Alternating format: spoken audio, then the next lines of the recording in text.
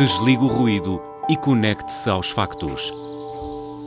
Temos 10 estadias num dos hotéis de luxo Alma Lusa na Comporta.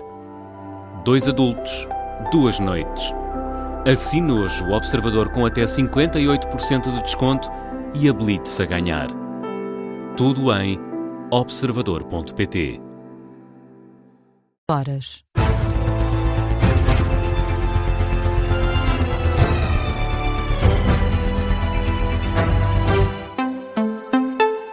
Boa noite, eu sou o Martim Madeira, são 3 da manhã, está na hora de atualizar toda a informação na Rádio Observador.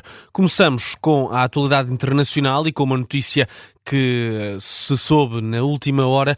Donald Trump ataca o Papa Leão XIV e diz que não quer um Papa que ache que é ok o Irão ter uma arma nuclear. O Presidente dos Estados Unidos da América, Donald Trump, fez uma publicação na rede social Truth Social em que critica o Papa Leão XIV por não apoiar a agenda da administração norte-americana, para além de dizer que não quer um Papa que ache que é ok o Irão ter uma arma e que também não quer um Papa que ache terrível a América ter atacado a Venezuela. Diz agora que não quer um Papa que critica o Presidente dos Estados Unidos porque, de acordo com Trump, está a fazer exatamente aquilo para que foi eleito de longe.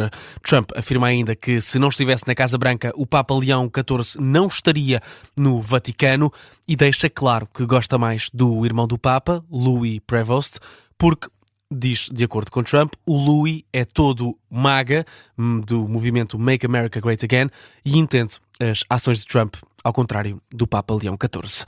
Ainda na atualidade internacional e ainda nas ações da administração Trump, começa esta segunda-feira o bloqueio dos Estados Unidos aos portos iranianos, um bloqueio já anunciado por Donald Trump. O Comando Central norte-americano indica que este bloqueio começou às 10 horas, 3 da tarde, na hora de Lisboa.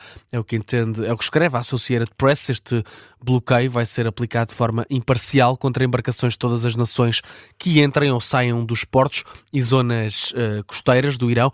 Vão continuar a ser permitidas viagens pelo Estreito de Hormuz, caso sejam realizados entre portos não iranianos. Mesmo após o acordo de cessar-fogo, o tráfego marítimo no Estreito tem sido limitado.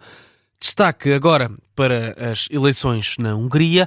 Viktor Orbán é o grande derrotado da noite. O líder da oposição, Péter Magyar, celebra a vitória em Budapeste. Derrubámos o regime de Orbán, diz o presidente do partido TISA, em clima de celebração. Conseguimos. O TISA e a Hungria venceram esta eleição. Não por pouco, mas por muito, muito mesmo. Juntos, derrubámos o regime de Orbán, juntos, libertámos a Hungria. Reconquistámos a nossa pátria. Obrigado. O novo primeiro-ministro da Hungria, com declarações num discurso aos apoiantes em Budapeste, o líder do partido TISA celebra aquilo que descreve como um mandato sem precedentes. É uma grande vitória, diz Magyar, que destaca a adesão expressiva às urnas. Pediu ainda ao que dizer os fantoches de Viktor Orbán em altos cargos do regime para que se demitam. Do outro lado, o grande derrotado é Viktor Orbán, que reconhece um resultado doloroso. Ainda com os resultados por contar, Orbán já admitia a derrota. O ainda primeiro-ministro húngaro fala num resultado claro e, por isso, uma derrota clara do Fidesz. O resultado da eleição, mesmo que ainda incompleto, é compreensível e claro. Para nós é doloroso, não nos deram a responsabilidade e a oportunidade de governar. Ao partido vencedor, os meus parabéns, agradeço o trabalho que fizeram. Nunca tivemos tanto trabalho em nenhuma campanha eleitoral. Soha ennyien és soha ennyit nem dolgoztunk egyetlen választási kampányban sem. Viktor Orbán dá os parabéns à oposição de Magyar e promete continuar a servir o país. São declarações de uma conferência de imprensa do primeiro-ministro que estava no poder há 16 anos, com 98% dos votos contados. Magyar está à frente com 54% dos votos. Orbán aparece a seguir com 38%. No Parlamento, o Fidesz, o partido de Orbán, passou de 135 deputados para 55 e agora vai ter que ser líder da oposição frente aos 137 deputados do partido TISA de Magyar. Somam-se as reações por toda a Europa. Por cá, António José Seguro felicita Peter Magyar pela vitória. Numa nota nas redes sociais, manifesta a confiança de que a Hungria vai ter um papel construtivo na cooperação europeia. Também o primeiro-ministro português, Luís Montenegro, na rede social X, diz esperar do líder da oposição húngara um trabalho conjunto em prol do projeto europeu. Numa nota, o Partido Socialista destaca um momento de grande alcance para a Hungria e a União Europeia. Já do lado do Chega, André Ventura ironiza nas redes sociais e escreve que, afinal, a Hungria era uma democracia em reação à derrota de Orbán. O André Ventura era parceiro de Orbán, inclusive participou também na Conferência de Conservadores na Hungria, cujo anfitrião foi Viktor Orbán. E a Iniciativa Liberal celebrou também no X a queda do regime do primeiro-ministro húngaro, que descreve como um governo corrupto. Continuamos nas reações. António Costa antecipa uma colaboração com Magyar para tornar a Europa mais forte. Uma mensagem nas redes sociais deixada pelo líder do Conselho Europeu. António Costa mostra-se ansioso por trabalhar em cooperação com Magyar para tornar a Europa mais próspera. Felicita ainda a afluência recorde às urnas. Fala num grande espírito democrático, tal como Ursula von der Leyen, que diz que a Hungria escolheu Europa. Em reação também, Volodymyr Zelensky realça a vitória esmagadora de Magyar, mas alerta que é importante uma abordagem construtiva. O presidente da Ucrânia também já reagiu à vitória de Magyar nas eleições húngaras. Na rede social X fala numa vitória esmagadora, mas deixa o aviso: é importante que se mantenha uma abordagem construtiva para manter relações de boa vizinhança com todos. Ainda sobre as eleições na Hungria, a editora de internacional do Observador, Kátia Bruno, faz a análise à derrota de Orbán, diz que é um alívio para Bruxelas. Certamente o resultado que a Europa preferia, isso sem dúvida. Sabemos que nos últimos anos Viktor Orbán tem funcionado como uma força de bloqueio dentro de Bruxelas e nesse sentido é claro que, e vimos pelas reações de hoje, desta noite, dos líderes europeus, Ursula von der Leyen, por exemplo, foi das primeiras a reagir com muito entusiasmo às notícias da vitória de Magyar e, portanto, parece-me sem dúvida que é um alívio, sobretudo, para Bruxelas.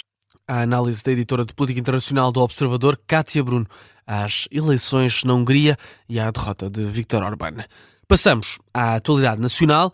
As confederações patronais lamentam que a UGT tenha rejeitado a proposta de acordo e fala na deteriorização da confiança. As 4 confederações que fazem parte da Comissão Permanente da Concertação Social lamentam a decisão do secretariado da UGT, que rejeitou, no dia 9 de abril, a proposta de revisão da lei laboral. Num comunicado conjunto, divulgado este domingo, dizem estar desapontados com as declarações dos responsáveis da UGT.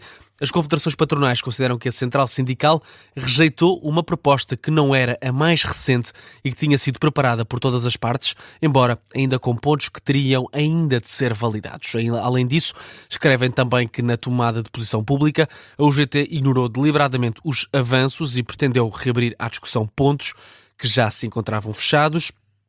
O Governo convocou a UGT e as 4 confederações patronais para uma reunião esta próxima segunda-feira. Luís Montenegro defende que o fim do visto prévio tem o objetivo de acabar com o medo dos autarcas em tomar decisões. O primeiro-ministro defende que não quer um país com governantes com medo de decidir e justifica por isso as novas regras de fiscalização de contratos públicos pelo Tribunal de Contas. Na semana passada, aprovámos em Conselho de Ministros a reformulação do funcionamento do Tribunal de Contas. Vamos aprovar nas próximas semanas um novo enquadramento jurídico da contratação pública, tudo ao abrigo de princípios de confiança. Eu não quero um país onde os autarcas tenham medo de decidir. Eu não quero um país onde os dirigentes da administração pública tenham medo de decidir e muito menos quero um país onde os governantes tenham medo de decidir. Luís Montenegro defende ainda que o país está muito melhor do que estava em 2024 e defende que governa a olhar para todos. São declarações do Primeiro-Ministro no encerramento das jornadas distritais organizadas pelo PSD e CDS na Maia, no distrito do Porto. Tempo ainda para olhar para o desporto. O Benfica venceu o Nacional no Estádio da Luz por 2-0. Jogo a contar para a 29ª jornada da Primeira Liga. Valeram os gols de Skeldrup e de Rafa Silva. Os encarnados mantêm-se assim no terceiro lugar da competição. No final da partida, José Mourinho reconhece uma vitória merecida dos encarnados, mas defende que deviam ter vencido com maior margem. 15 cantos, 2-0. Acho que o 2-0 está desenquadrado daquilo que foi o nosso jogo. Tivemos muitas oportunidades para criar um resultado completamente diferente. Não conseguimos, mas ganhámos merecidamente, ganhámos com tranquilidade e, repito, com números completamente desfasados o resultado e aquilo que foi o nosso jogo. Ainda também esta noite de domingo, o Futebol Clube do Porto venceu o Estoril Praia por 3-1, um jogo a contar também para a 29ª jornada da Primeira Liga.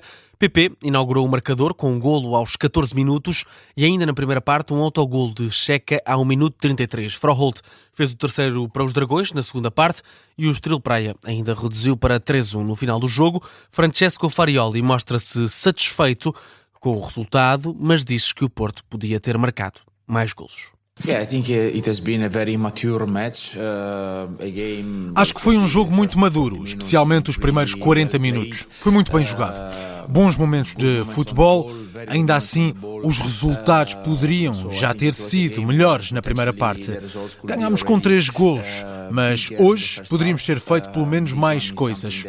Há coisas que temos de melhorar. Se conseguirmos resolver o jogo mais cedo, melhor para todos.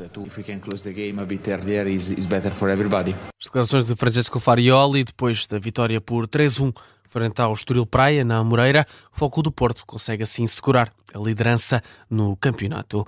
Ponto final neste jornal das 3 da manhã. A informação está de regresso às 3h30 com a síntese de notícias.